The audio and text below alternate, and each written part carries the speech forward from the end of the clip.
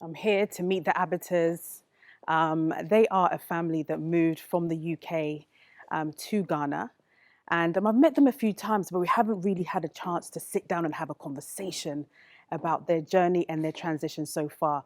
So I'm looking forward to meeting again this family of four. Hi, Michael. Hello, Madam Dentaa. Pleasure. How are you? Abbor. Thank you. How are you doing? Very well. How are you? Always in your traditional outfit. There's always a touch of Africa. I'm trying. You're doing good. You're doing good. Thank you. Please How's the come family? this way. They're very well. Okay. My wife is upstairs. Okay. I will let her know you've arrived. Awesome. Please. Wow, your house is gorgeous. Thank This you. is beautiful. Thank you. Abbor. Thank you. Please, this way. Okay. Wow. Where's the family, welcome. Michael? Let me get them and let them know you're here. Okay. Bridge, Natari Ayana, Madam Dentaa has arrived.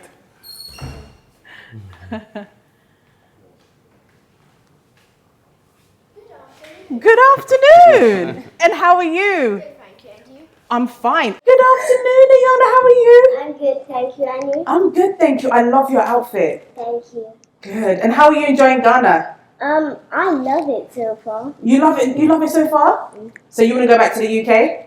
I don't mind going there as a vacation, but I don't want to live there again. You don't want to live there again? Is that the same for you? I'd be fine not going there again. It's only family that makes me want to. Really? Are you doing homeschooling or are you going to school? Homeschooling. And how is homeschooling? Was that what you were doing in the UK before? Both of our lives, we've been homeschooled. Really? Do you prefer that? From what I know of school, I prefer homeschooling. You prefer homeschooling, yeah? You don't want to go to a classroom with like 15 other children. Yeah, it means more attention is on. Mm-hmm. Because we're just two children being taught by one parent who has the capacity, I believe, to teach 5. Oh, really? So I should add my children to your mum and dad? Should I? Mum could teach 5. Yeah, but not dad. But I couldn't concentrate in a classroom of 5 people. Really? I think you could. What's your favourite subject? Academically, it's maths. Yeah? Okay. And what do you want to... Maths and science. Maths and science. And what do you want to do when you grow up? I imagine owning a lot of businesses. A lot of businesses. Ayana, what about you? What makes you love Ghana so much? Well, there's the people, the weather, and every place you go just feels welcoming. Wow, it does, right? I'm so glad that you love Ghana. That's really, really nice. Thank you. You're welcome. Bridgette. Sis, how are you?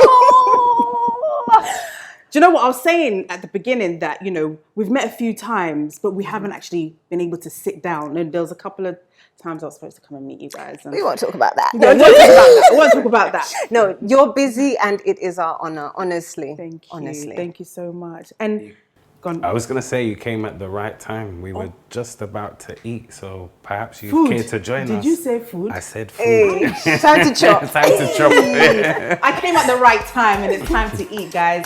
But it's time to eat and have a conversation with this beautiful family. So we're going to go for a commercial break. We'll be right back.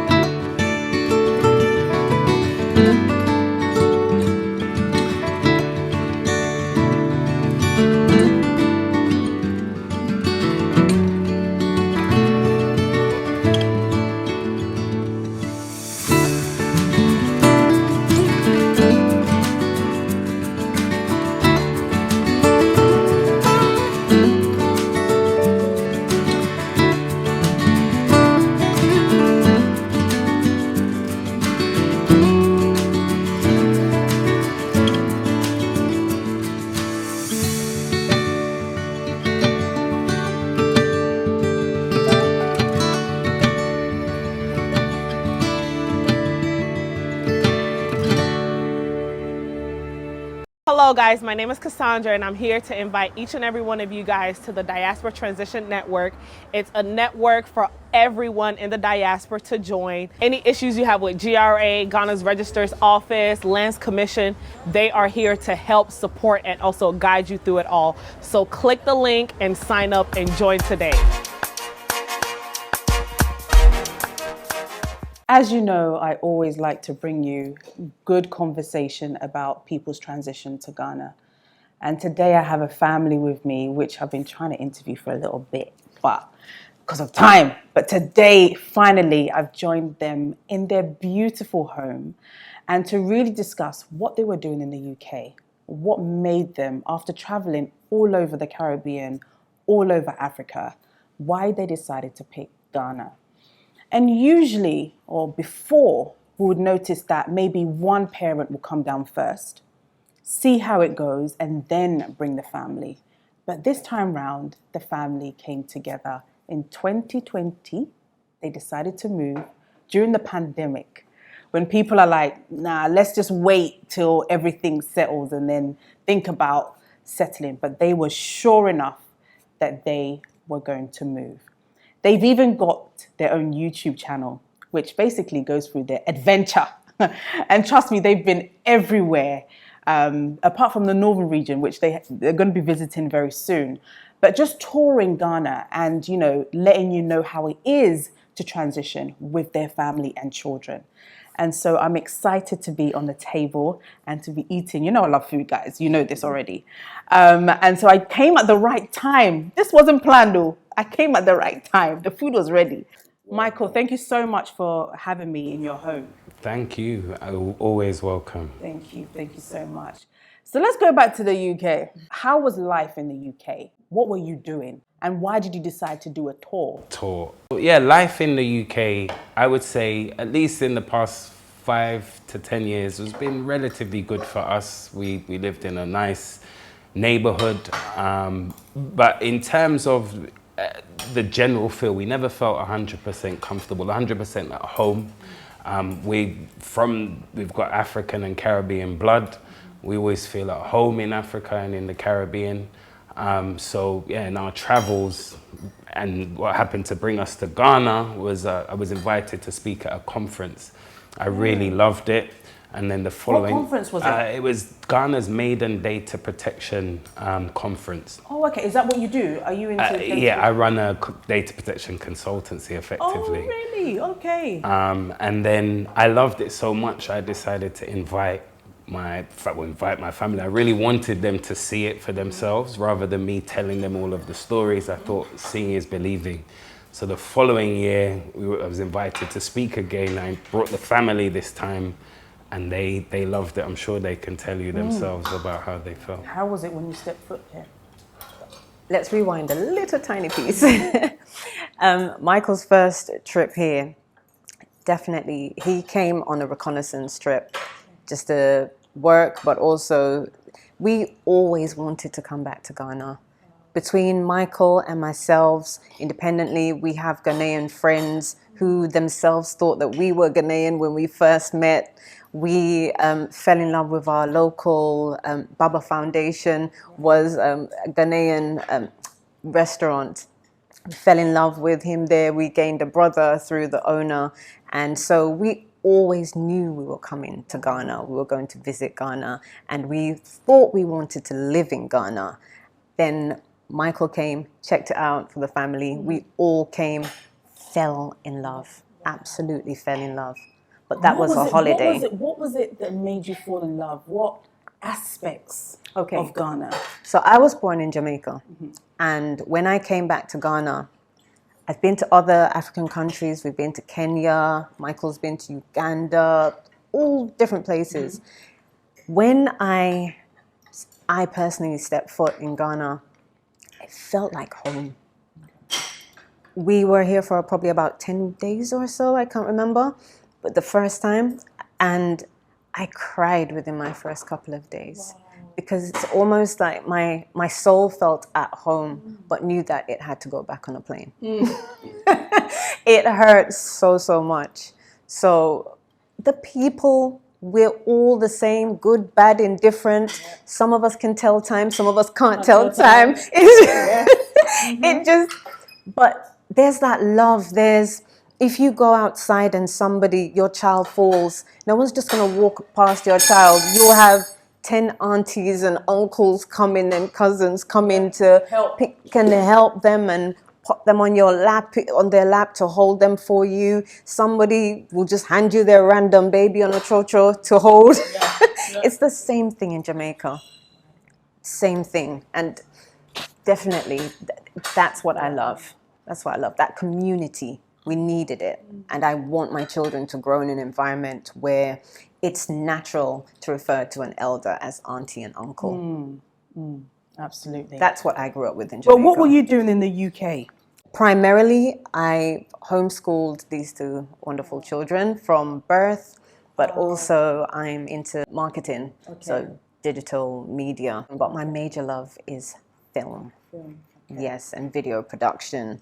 So that's why I also love marketing, the telling stories. Absolutely. Why did both of you decide to do homeschooling? Very good question. I feel, I think no one will really love and care for your children like you will, in terms of being able to dedicate time, resources.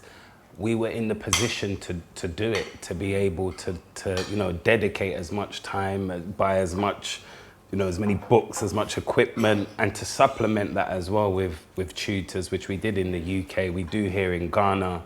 So we feel we've given them a rounded experience. They're not limited in many ways, and it includes, world travel and just imbibing different cultures and learning in practice, if you like, on the ground. But also, my wife has predominantly, I'd say 95%, been the one from start to finish to really, give them the key skills that they need for life as well as academically. The UK national curriculum for maths and English, they were doing 2 years ahead on average since the beginning. Since coming here to Ghana, they've got a lot more tutors, a lot more hands-on support. They're doing 3 and 4 years ahead of the national curriculum now for maths and English and science as well. So it works and they're happy. And you're happy. And we're happy. But, did you know about homeschooling before? Like, I just want to know. What, the kind of... Yes. So before the children were even born, take it back a tiny little bit. I have a younger brother who I homeschooled when he was about 7 and I was in my early 20s. Wow. Because he had just returned from Jamaica and we couldn't find a school that we felt would actually do him well. So I homeschooled him for about a year. I had little to no support, anywhere to go, any community. So later on down the line, Michael and I got together. We did our research. We looked for that community. We went to home ed conferences. The main one was a conference held by Leah Salmon. Right. And it was amazing. We learned that there was a whole network out there. Of and people that homeschooling. That's it. Who we could actually go to and ask questions. And we did that before we even conceived, before we even thought about that. We were some serious young people. Wow. Definitely. No, because we want to do it right. We want to do it right. We understand that this is a gift. And for me, these are our 2 children, but they're not ours. They're loaned to us to care for. And that's how I feel about all children out there, but we had to do right by them. Because I remember I had a conversation online about homeschooling and normal schools.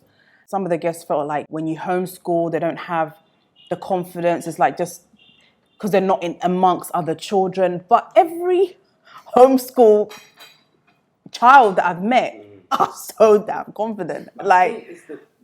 Homeschooling is a bit of a misnomer because it suggests that you're at home all the time. Whereas, in the UK, be it the Science Museum, the Natural History Museum, the British Museum, that's where lessons took place, field work. You then come back home and do a project on it. Or here, you know, we biology, we can go into the jungle and we can go and see elephants, we can go and see crocodiles and snakes and learn, you know, in Shire Hills, hear from the rangers about the birds and the bees and the nature around us. So that's real learning for me. And we're not restricted to the home, we're not restricted to the classroom. And then I think the other aspect is people naturally have the concern about what about socialization and interaction with other children. My wife's been incredible in terms of being proactive with, you know, networking with other mums, homeschooling mums, and mums that don't homeschool.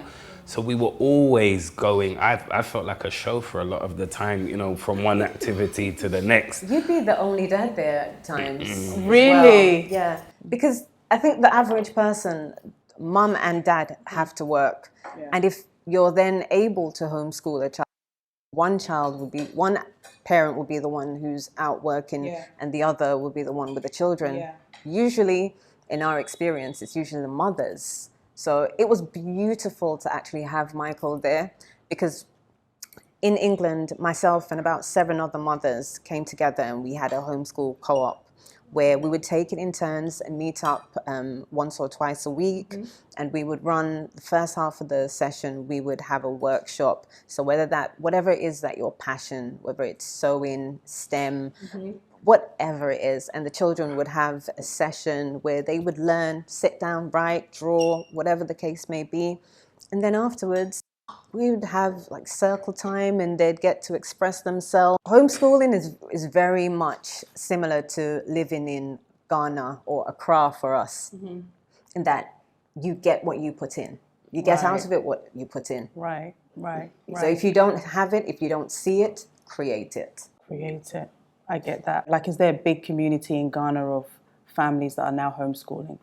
I'm not sure if it's a big community, but there is a community. We found, I mean, friends that we knew when we arrived that were already homeschooling family.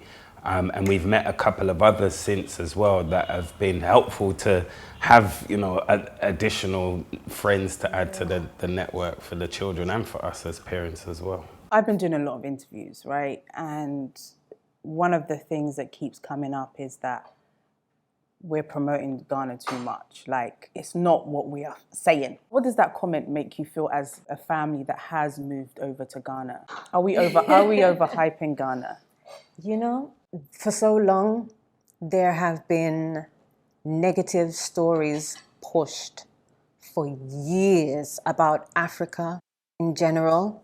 What I will say to that is, give us our time. Give us our time.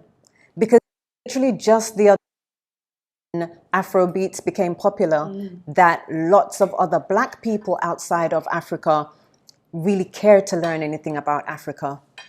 Other than that, we were all sold this story of all the negatives of Africa, as though the rest of the world doesn't have negative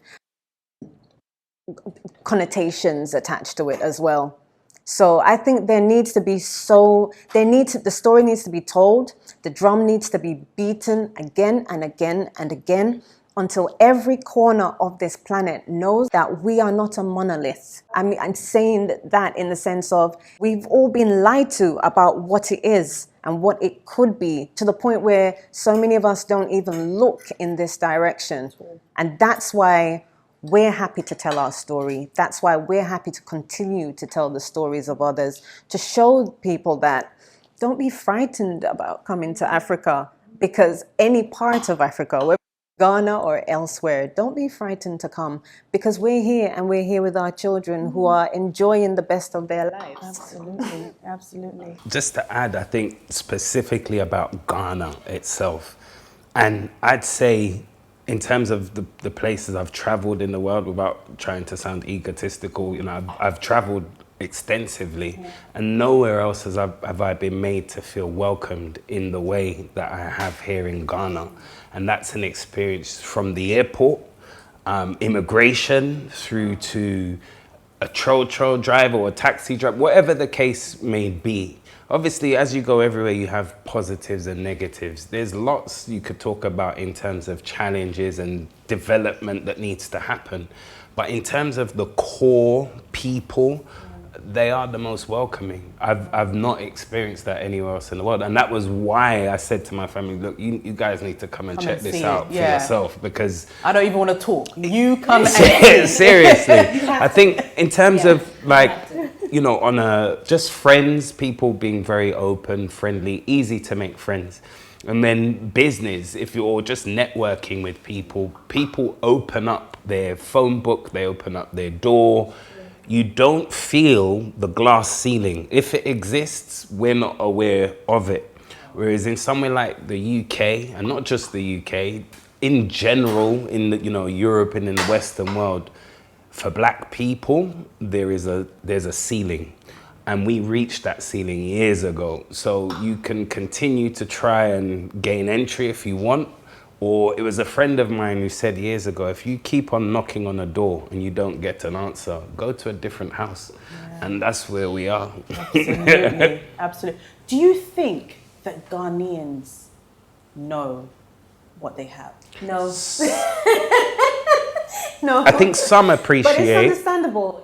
It's understandable. If you have only lived in a family where you've got awesome parents and they're able to pay for you to go to the best schools, and I'm not saying this is every Ghanaian's life, but if you're so used to that, and if even your very presence, the fact that you are black is not a thing, you know, it's not an issue, your intrinsic being, how dare you exist, if that's not an issue, then you kind of take it for granted. Right. Because you then can't understand, and this is due to conversations we've had with some other Ghanaians, where they just, when I explained to them that the fact that in England, Michael driving a Porsche, getting pulled over, and then a police officer ever so politely saying to him, is this your car, sir?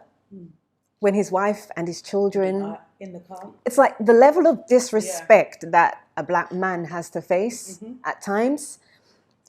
It's so visceral that I don't think that unless you've experienced it yourself, you won't quite understand it, because it makes no sense. So I think, yes, there are some Ghanaians who don't know what they have because they've never experienced that kind of attack on their personhood, on their audacity to exist. Michael? Yeah, I think that on a whole, the grass for everybody always appears to be greener on the other side. In the Caribbean, it's the same thing. There are people I know who love it. It's home. They've had the opportunity to travel the whole world and they wouldn't choose to live anywhere else. And I know there are Ghanaians that feel the same about Ghana. And I think a lot that have had the opportunity to travel and spent time abroad, maybe in the cold in Canada or wherever it is, they actually really appreciate home. Whereas if you're here, and perhaps if you're in the majority who are in economic, under economic restraint, then it's gonna be tempting to see, oh, maybe outside, elsewhere, there'll be more, there's more to life. I think personally, in terms of quality of life here in Ghana and Africa in general, it's far superior for those that do manage to, if you like, establish themselves financially.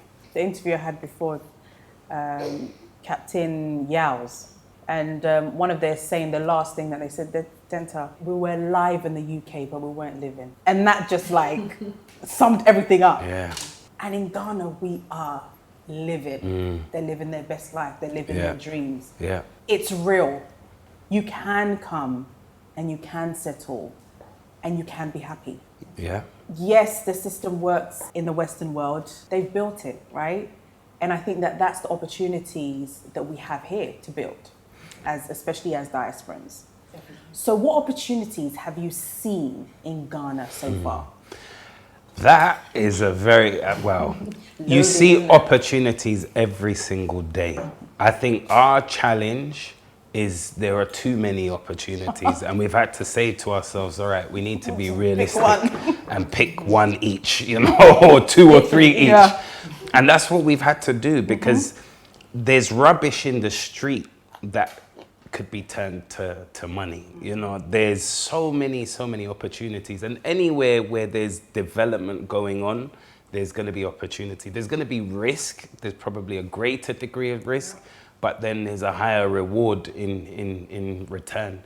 In terms of specific opportunities, I think there's huge opportunity in the tech space and digitization. And my wife can tell you her kind of interest, but for me, I think I'm very interested in connecting the dots of the diaspora.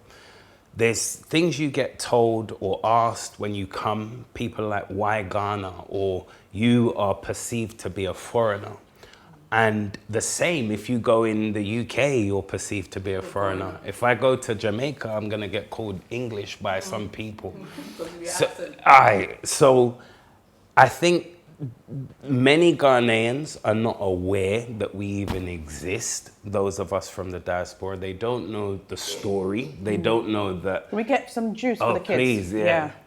They don't know the root as a people that we're from here. And similarly, if you're from the diaspora, you're from an African American or Caribbean, your perception of Africa is normally famine, corruption, war, poverty.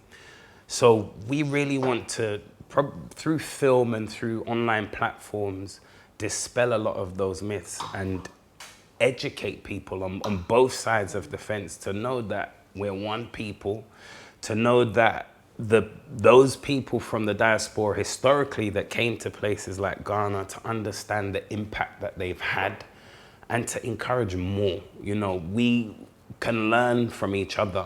Hand wash hand, as we say in Patois. So that's what we're here to do, to contribute our part, but also to learn from our brothers and sisters here. So for me, my passion is, for the past several years, I've been consulting in marketing and whatnot, but that's not where my passion is. Okay. And now that the children are of age to work independently, my passion is telling stories, the stories of women and of children. Far too often I hear horrific stories of what people have to go through. I see it on a daily basis when I see children who should be in school, but they are selling on the street. And I don't come from that with see, that's one of the things where you can't come with an outsider's mind. You have to really understand why things are the way that they are. And that's what I've been spending my time trying to understand, getting involved with other NGOs. The other day, last year, through the children, we developed a literacy competition called Inspirational Beans. And that was an international writing competition for children, where they had to find out about an inspirational being within their family or just in general, but someone of African heritage. So we wanted to push that pride in self. That's what I want. When people think of Africa, I want them to now think of the greatness. And so for us to all be great and be the way that we have, the way that we truly are, I believe that we have to stop the brain drain. So the great, fantastic brains that there are here in Africa, I want to tell those stories of those people. I want for people to see that Africa doesn't need, Africa already has. Yeah. And all we need is the opportunity to show how amazing, show children who are building cars with their own hands. You've told that story.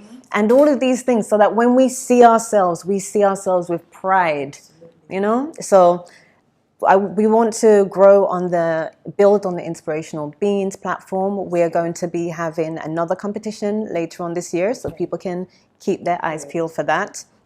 And then from that, I'm embracing my Ghana name, my Ghana Day name. And which is? Efia. Efia. Yes. Efasao. It looks good on you. I mean, it suits you. Thank you. So you're learning the language. Are you going to start learning? So we have been, the children are far better than us. But I'm not going to throw them in there just like that. Miensa. Nan enum nsia nson enwutre nkron edu. Hey. That was 1 to 10. You know what? We have to say, but prior to coming to the UK, prior to coming to Ghana, we went to tree lessons, and we have to give credit to Destination Africa for their tree. Big up Michael and Abbor. Destination Africa.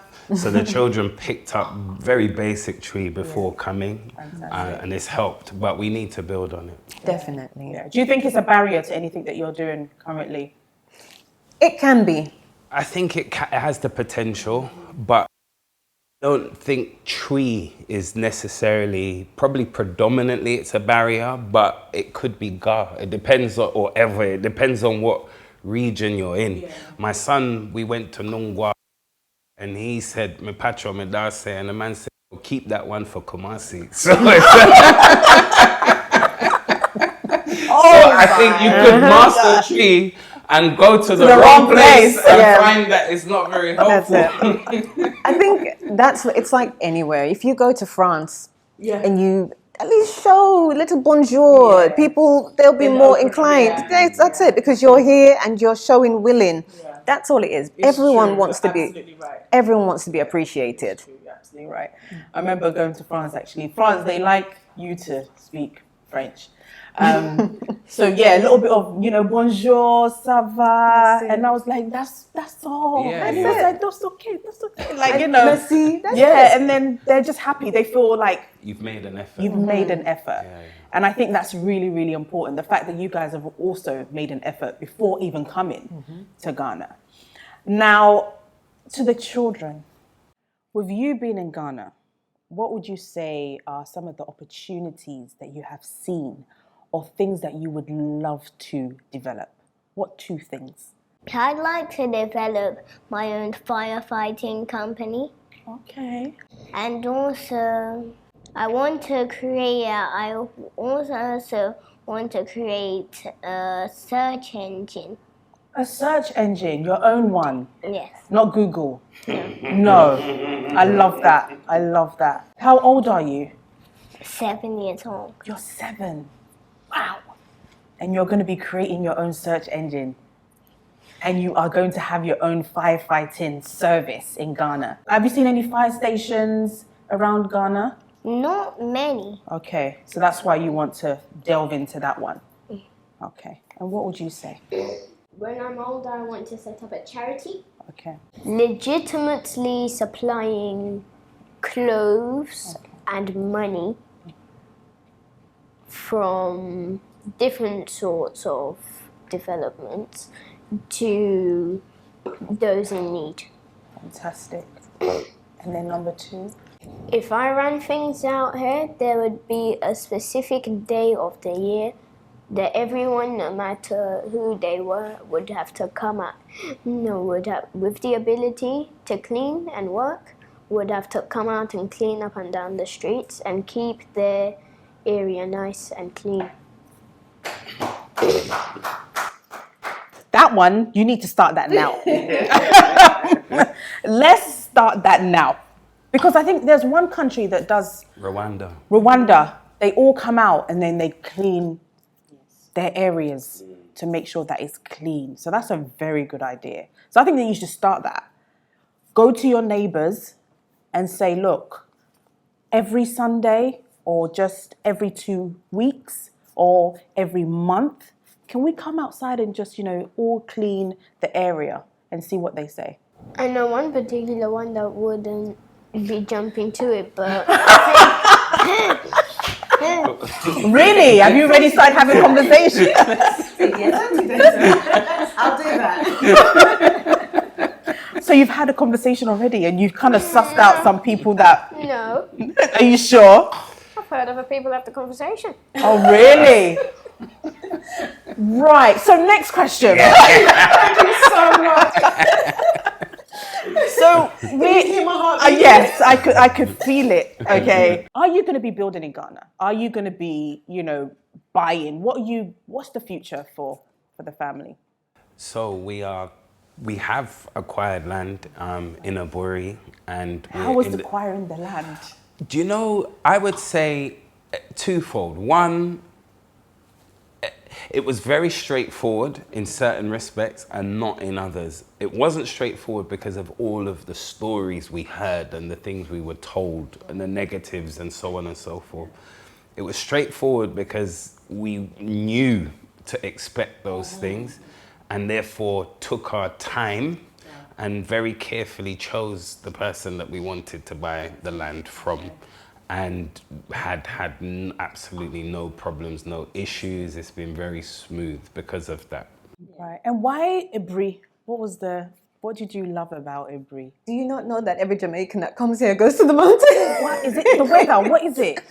It's the cool air, and it's stunning. We have always been, we're not city people. We love the countryside. We love the green. When you go up there, it smells so fresh. Yeah. It's green and beautiful and lush. Paradise. I think there's one of the things I discovered as well, right where the land that we purchased. I was speaking to a friend and I saw the cocoyam, the encontombre leaves. Yeah. The friend told me it was actually a Jamaican whom, we're talking 19th century. Oh, wow. Brought the cocoyams here. It was one of your, popular Ghanaians, Herman Chinyere Hesse. Oh, Herman, yes. His Jamaican forebears that founded Abbor Girls' School, Salem School. People in the diaspora think, is it safe, for me to come? Is it safe in Ghana for you? As a woman, I feel completely safe. There, 4 o'clock, 5 o'clock in the morning, I see lone women walking to work.